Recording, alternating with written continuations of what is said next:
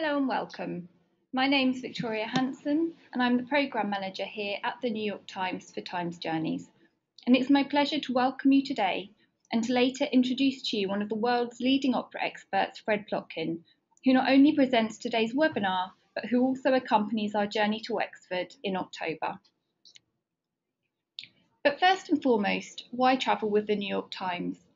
Well, on every one of our 70 plus departures, you will be accompanied by either a New York Times journalist or subject matter specialist. So you could be travelling to Northern Ireland with 2 times Pulitzer Prize winner John Burns, or exploring Myanmar with our London bureau chief. We offer a range of small group tours and cruises, and for each of our land programmes, you'll have no more than 25 guests. And with our cruises, we work with the likes of Cunard and Holland America. We visit destinations that tell a story, locations as diverse as Cuba, Provence and Myanmar, and you could experience everything from their arts and culture to their history or politics. And finally, we want to ensure that you have exclusive access, so you could be escaping the crowds with tours that include after-hours entrance to museums or attractions that are normally closed to the public. So some of the trip highlights, there are certainly many that we could have listed. It was very hard to just even narrow it down to these few. But to start off with, of course, Fred himself. He'll be joining the tour throughout. He'll be providing commentary on the opera, culinary delights, and both formal lectures and pre-performance discussions. You will attend 3 excellent and diverse operas of Coanga, Le Pré aux Clercs, and Guglielmo Ratcliffe. You'll meet one of the festival's conductors and stage directors. You'll also visit the Fringe Festival. You'll enjoy a gala concert at the National Opera House. And just confirmed this morning, we're delighted to be able to say that you will hear a performance by Tara Erort, one of Ireland's leading opera singers. Before finally, as if that wasn't enough, you'll also have the opportunity to tour around Powers Court Estate, Ireland's most beautiful historic house and gardens. So what about Fred himself? Well, he's got over 40 years experience in the opera industry.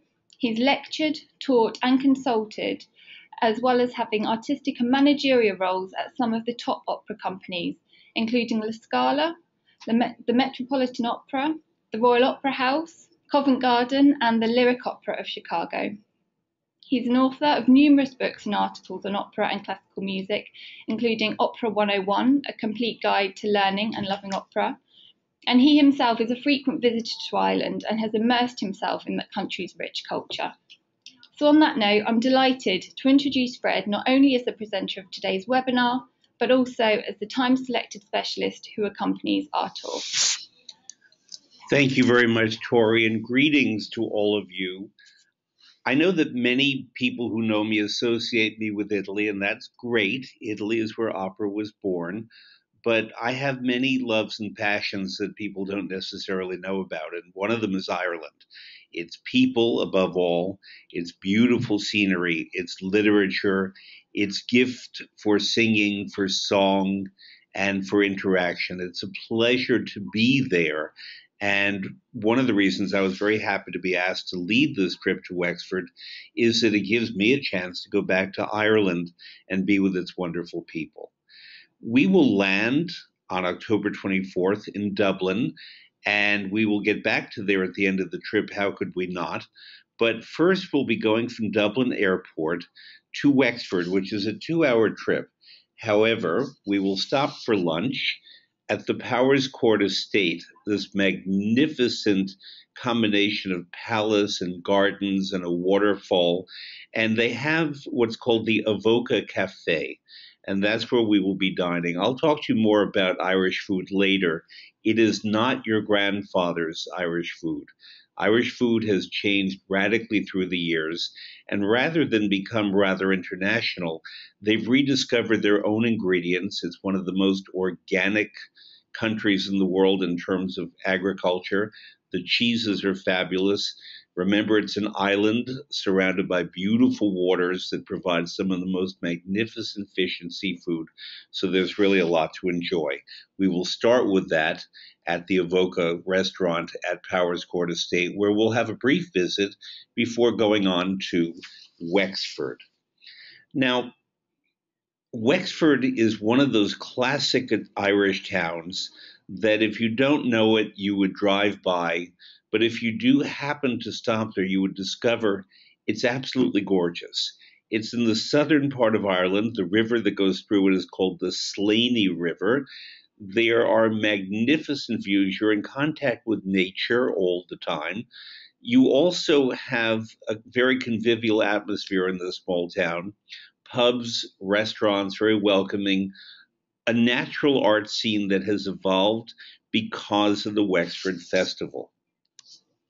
This is a typical street view. And what I want to point out, and I'll mention this again in more detail, is Wexford is very easy to get about. It doesn't require lots of walking. You can amble where you want. There are beautiful places to sit down if you get tired from jet lag or too much opera going, or perhaps a glass too much of Guinness. And everyone will welcome you. And it sounds like I'm making some tourist commercial, but if you know Ireland, you do know how welcoming the people are. And Wexford has been very geared toward welcoming people for many years, but certainly since the founding of the festival in 1951. Let's talk about this festival a bit. It's unlike any other opera festival in the world, and that's why sophisticated opera goers, why people who are very passionate about opera, try to make Wexford one of their destinations that's on their bucket list in their life. It is as important in Europe as the major festivals in France and Germany and Austria. But because it's just off the beaten path a bit in Ireland, only people who really know about it go. What is distinct about the Wexford Festival among every festival in the world is that it's the only festival that has always concentrated on presenting little known works, forgotten works of great value. So people who love opera go there because they want to discover these works and be the first to have seen them in modern times. There's another key point about the Wexford Festival that's very important. It is the place in the opera world where young talent is cultivated, brought forth, and they go on to become big stars. So, Luciano Pavarotti made his international debut in Wexford. Mirella Freni began there very young. Juan Diego Flores, Joseph Calleja, Daniela Barcelona. I could name many more artists who are the leading stars of opera today or recently who began in Wexford. The festival has this particular knack for discovering talent. So part of why I like to go to Wexford is I will hear many singers and conductors who in about 3 or 4 years will be international stars, and I will have heard them before. Now, from 1951, when the festival was founded, until 2007, performances were in an old, beautiful, but entirely unsuitable for opera theater. And it was always the desire of the people of Ireland to build a new concert hall. We well know that much of Europe had an economic collapse around 2008 and 9. Ireland did too, but as has been well documented more than any other European country, it has rebounded and now has actually the fastest growing economy in Europe. But before the collapse, money had been allocated to build a national opera house. Now, look at the word National Opera House. You would think that that would be in the capital city, which for Ireland is Dublin. It is not. It is in Wexford, this little town. And therefore, for Irish singers, it is the destination to perform. It's a beautiful state of the art theater. It opened in 2008, and we will have excellent seats. We've worked on this to be sure that we have excellent seats for all of the performances. So part of the experience for you will be the comfort of sitting in a modern, technologically advanced theater, very close to the singers and the performers, and being in an environment of great acoustics. Another important thing to know is that the Opera House is very close to the hotel, the Talbot Hotel, where we will be staying. We did that on purpose. We wanted that people who didn't want to walk too much be able to get back and forth. It's a 5-minute trip, and there are shuttle buses for people who want it from the hotel. So it's very convenient. If this were Italy, we'd be climbing over bridges and walking through big piazzas and cobblestones and all that. And unfortunately, for many people, Italy and older Europe is inaccessible in a way that Wexford is entirely accessible. So that's a big advantage. We will begin our music attendance with a gala concert. And what they do is they take many of the young artists, this is from last year, many of the young artists who will be the next stars, and they appear in the gala. And I always want to keep my program from the gala concert, and then 5 years later, check and see that this person I'm hearing at the Met or La Scala or Munich actually began her career in Wexford. So that will be on a Sunday afternoon, October 25th. The next day, and Tori just mentioned this, just today, we were able to confirm that we will be attending a recital in the National Concert Hall by Tara Arot. The name may not mean anything to you unless you live in Munich. She is now the leading mezzo-soprano in the Bavarian State Opera, one of the top opera companies in the world. She's still a very young woman. She trained in the Royal Irish Academy of Music in Dublin. It is a big deal when she comes back to Ireland because she's now a big star, appearing primarily in Munich, but also at the Vienna State Opera in Glyndebourne. And she will make her New York recital debut in December of 2015. But it is better to hear Ireland's greatest current opera singer in front of the home crowd, as we might say in baseball. So this is a big plus, and I'm happy that we were able to do it. Then that was in the morning. You'll have a day of rest. And in the evening, we'll go to our first unusual opera. Excuse me. They present 3 operas a year in Wexford. And typically, most people don't know any of them. I can say that I know 2 of the 3, but Le Pré au Clair by Ferdinand Hérold is the one that I do not know.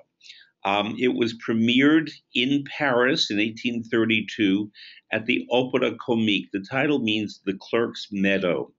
And the Opera Comique in Paris does not necessarily mean the comic opera, but it's the theater in Paris where more unusual works are presented that are considered popular and go on to have long runs. So Le Pré au Clair actually had 1,500 performances in the 19th century. The Opera Comique is also known as the place where Carmen debuted. It had not been performed, Le Pré au Clair, until this year when it was restaged at the Opera Comique in Paris, and this will be the Paris production. It's a co-production with Wexford. It got fantastic reviews. Ferdinand Hérold lived from 1791 to 1833, and as was often the case with composers in his time, he had tuberculosis, he was sick, he could not go to the debut of his very popular opera, and they had to report to him as he lay dying that his last opera was a huge success. Same thing happened with Georges Bizet at the same theater with Carmen. So the next day, after we will hear this modern debut of an opera that everybody's been wondering about, we'll go to Kilkenny Castle, because it's important when we're in Ireland to see some of the magnificent homes, the architecture. Kilkenny, in fact, the town is very appealing. It's not far from Wexford, so this is not a physically challenging trip. And it will give us part of a day just out of town. I wanted that we focus primarily on absorbing the beautiful atmosphere of Wexford, but being so close to Kilkenny, it seemed like a good idea to go. That evening, we're going to another opera that you may or may not know, Coanga by Frederick Delius. Delius was a British composer. He lived from 1862 to 1934, but to many Americans, he is thought of as an American composer. And the reason for that is that when he was 22, his father sent him to run a family-owned orange and citrus plantation in northern Florida near what is now Jacksonville. And Delius was completely taken with the music, with the culture, the life of African Americans who, remember, were just living in the post Civil War era. There was obviously still segregation and a lot of struggle, but he was very taken with the wonderful character of the people. This was 1884, so long before George Gershwin was even born and would think about writing an opera like Porgy and Bess. Kawanga was the template for writing music with an African American idiom. It's a fascinating work. It has beautiful music. It combines Delius's very British sound with very strong African American cadences and rhythms. For those of you more into music, there's a lot written in the pentatonic scale, which is a uniquely African American sound. Another way to think about this, I know it sounds unusual, but this is a good way to think about it. If you look at a piano, these are the black keys on the piano. And African Americans like to point out that their musical idiom in the pentatonic scale are the black keys. So the music is just fascinating. Delius himself was quite a personality. My father thought enough of him that I was actually named for Frederick Delius. Not many people you'll meet can claim that. And so, therefore, I grew up with this opera, and it's something I'll be very, very happy to share with you. The next day, we have another rather remarkable work. It's called Guglielmo Ratcliffe or William Ratcliffe, and it's based on a play by Heinrich Heine. The music is by Pietro Mascagni, who you probably know best from Cavalleria Rusticana. It was written 3 years after Cavalleria Rusticana and premiered at La Scala in 1895. What is distinct about this opera, it has one of the hardest roles for tenor anywhere. And I don't know who they've cast. I guess they're looking for the next great Italian tenor. But you don't do it unless you have a great tenor. And that's why it's very seldom been done. So Mascagni, very, very Italian, incorporated some Scottish sounds into the music. This is not new. Donizetti did it with Lucia di Lammermoor. Rossini did it with La Donna del Lago. So therefore, this opera follows in the tradition of Lucia di Lammermoor and La Donna del Lago. What is very distinct is that Francesco Ciluffo will be the conductor for this opera. You may not know the name yet, but you certainly will. While I was talking about singers who have made great impact, this is the next big Italian conductor. And Francesco is from Turin. He's about 30, and he studied mostly in England. And I've arranged for us to have a conversation and meet Francesco. His English is excellent.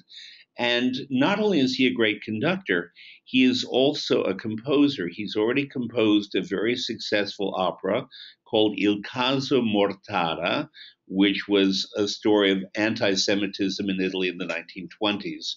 And what's distinct about Il Caso Mortara, it was the first opera by an Italian composer to have its premiere in New York rather than Italy since Puccini's La Fanciulla del West in 1910. So Francesco is a rising star. He's an excellent conductor. He conducts in Modena, Milan, Turin, which is his hometown, Genoa. He conducts at the Verdi Festival in Parma. So it's a big coup that they got him. And it's symptomatic of capturing this young talent and bringing them to Wexford before they appear anywhere outside their home country. So you'll be glad to meet Francesco Ciluffo. The next day, we leave Wexford and we go to Dublin. And I know that many of you have been to Dublin before. It's always wonderful to be back. Some people have told me who've signed up for this trip that they plan to extend their stays on their own. But even if you have one very long, beautiful day in Dublin, it's worth it. We will be going to Trinity College, where we will see the Book of Kells, one of the most famous illuminated documents ever produced. It is a landmark. Trinity itself is in the heart of Dublin. In that neighborhood is wonderful shopping, and the classic Dublin that we associate with Yeats. Right across the street is the Writers' Museum. it's the Dublin of our dreams, in effect. Shaw walked through those streets. Oscar Wilde lived nearby, and our hotel, the Stevens Green Hotel, is about a block from Oscar Wilde's house. That evening, we will attend a performance at one of the following four venues. A lot of them have still not announced, so we're going to pick. If there's something interesting at the National Concert Hall, that will be our first choice. We can also attend something at the Royal Irish Academy of Music, Ireland's leading music conservatory dating back to the 19th century, where Tara Arrott studied and where many of Ireland's top musicians studied. If there's not something of significant musical interest that night, we will go to a play at either the historic Abbey Theatre or the historic Gate Theatre. So definitely a night of culture in Dublin. Now, we do want to eat, of course. Many of you know that I have a second career as a food writer. And while we will make time for at least one traditional Irish breakfast, if that's what you're interested in, I am, and I actually took this picture in Dublin. But Ireland does not live anymore just on traditional Irish food. As I mentioned, it has modernized significantly its food. Everything is beautifully prepared, very delicate, and one can actually go to Ireland, eat well, and lose weight. That's rather remarkable, especially if you walk around Wexford. So remember that near Dublin is Dublin Bay. The prawns in Ireland are some of the best in the world. Right now, most shrimp comes from farm growing in Asia. Ireland is one of the few places left where prawns and shrimp and shellfish come out of the water, and it's really rather amazing. So we will be focusing also on that, on Irish farm cheeses, and if I can, I'll try to have one of Ireland's top food writers come visit with us and have a meal to talk about Irish food. There is pub life all over Ireland, and pub is not just about having a drink, it's the culture of Irish hospitality. And you go in and you have a pint or a half pint of delicious Guinness or any number of Irish beers and ales. And I can tell you that I no longer drink Guinness outside of Ireland. It just doesn't travel well. So it is one of those foods, or drinks in this case, that I believe it's very important to experience in the place that it's produced.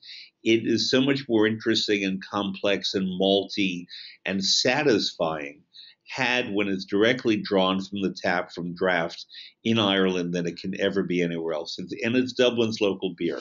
So we'll all have at least one. Dublin, if you stay on, has many, many attractions. That's the River Liffey. It is, as I said, a beautiful, welcoming city. I would encourage you also to visit the place where Handel's Messiah was premiered. We forget that Messiah was composed for Dublin, not for London. And therefore, this is a city with a very long, complex musical history, in addition to its literary history, in addition to its marvelous museums, and above all, in addition to its incredibly friendly people, who to me, despite everything else, are the main attraction of Dublin. Thank you very much, Fred. It's one thing to be able to say that you saw these performances at La Scala, but to have seen them at Wexford before everybody else means you're certainly going to be ahead of the curve. I'm now going to open it up to questions for everybody. I don't know if you've seen, there's a question tab to the right-hand side of your screen where you can type those in. If we don't get round to yours now, or you think of something afterwards, don't forget you can contact our travel specialists. They're there 9 till 5 Eastern Time, Monday to Friday, and can be reached on 855 698 7979. So whilst you think about any questions that you might have, we've got a few that we get asked all the time, so I thought it pertinent to cover those off straight away. Is international airfare included? Or nearly always we get asked by somebody, I'd like to use my air miles to book my flights. It gives them more flexibility. Also, as Fred said, you might want to extend your stay and stay longer. And because of that, we don't include the airfare. What seats will I be allocated to these performances? Well, obviously that's essential. We make sure that you always get the best category tickets available, for example, orchestra tickets. How active is the tour? Well, again, we really wanted to make sure that this is a trip that everybody can enjoy. Whilst you're staying in Wexford, the hotel is literally only a 5-minute walk to the theatre, or there's a shuttle bus available. But first and foremost, you want to make sure that you have the energy to enjoy the operas, so you won't be walking very far at all. And finally, here, is the tour suitable for single travellers? By all means, we want everybody to come along, whether they're on their own, with a couple, or with a group. And nearly everybody that comes on one of our Times journeys meets friends, stays in touch with them. In fact, get together for dinner on their return if they in a local town. If anybody that's interested in this tour, please do sign up. There are only 25 places available for this trip, and because Wexford only takes place once a year, this is our only departure to Wexford for 2015. Anything else that you'd like to mention there that hasn't already been covered off, Fred? I think what I'd like to point out, I said it, but I'm going to say it in a different way, that the intangible of Irish hospitality is something that, frankly, you don't encounter in most places you visit. I've traveled with people all over the world and all over the opera world, and while certainly in most countries they're professional and welcoming in most generic way, the Irish welcome is just something on an entirely different scale. And it's so incredibly all embracing, and how this country manages to present such natural hospitality is something I find remarkable. And I think that your takeaway, you'll have many takeaways from this trip: the unusual operas, the discovery of the next big stars, the gorgeous scenery, the much better than you ever expected food. But also, I think what you're going to remember too is the Irish people. And that's something that we cannot put in a brochure in an announcement, but it is just a remarkable experience. And as I said at the beginning of this discussion, it's one of the reasons I try to go back to Ireland as often as possible. They're lovely. Another thing I'll add is that I'm working on having one of the stage directors from the Wexford Festival join us. His name is Conor Hanratty, and he's not directing this year in Wexford for the simple reason that he's become very much in demand. And he has directed in Los Angeles at the Washington National Opera, often at the Royal Opera at Covent Garden. But if he's available in Ireland at the time, he's promised to come down to Wexford from his home in Dublin. He runs his own opera theatre in Dublin. It's a little one, it's a new one, but he's now ranking as Ireland's top opera director, and that's saying something. Well, I think the final question that everybody will want to know the answer to is, when are we going and what is the cost? So, as if by magic, here's a slide that we've prepared. The tour runs from October 24th to October the 30th this year. As I mentioned, it's limited to 25 guests, and it's $6,295 a person with a single supplement. If you are on your own, $695. Now, as I said, if you didn't think of your question now, then please do contact our travel specialists, or of course to book. There are limited places. So any questions at all that you think up afterwards, give us a call on 855-698-7979. Fred obviously did a fantastic job at covering off all of your questions there, because that is everything that's come through. So without further ado, I'm going to say thank you very much, Fred. It's been a pleasure to have you here today. It's my pleasure, and I look forward to sharing this pleasure with people in Ireland in October. Thank you, and we look forward to seeing you all on a Times journey very soon. Thank you very much.